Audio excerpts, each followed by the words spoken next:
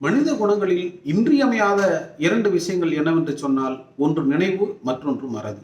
ஏன் இதை இன்றியமையாதது என்று சொல்லுகிறார்கள் என்றால், மனிதன் நன்றியோடு இருக்கிறான் என்பதற்கு அடையாளமே அவனுடைய நினைவுதான்.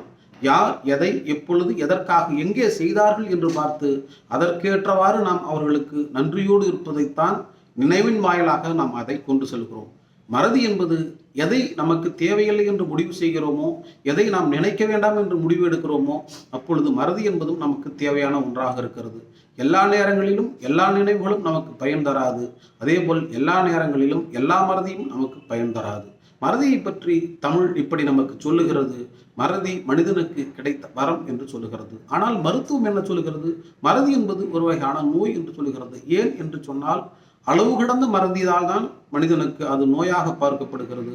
அளவான மறதி என்பது அவனுக்கு மருந்தாக இருக்கிறது என்று சொல்லுகிறார்கள். நேற்றைய நினைவு, இன்றைய மௌனம், நாளைய நினைவு, அதன் பிறகு மறதி, இதுதான் வாழ்க்கை என்று இலக்கியம் நமக்கு சொல்லுகிறது.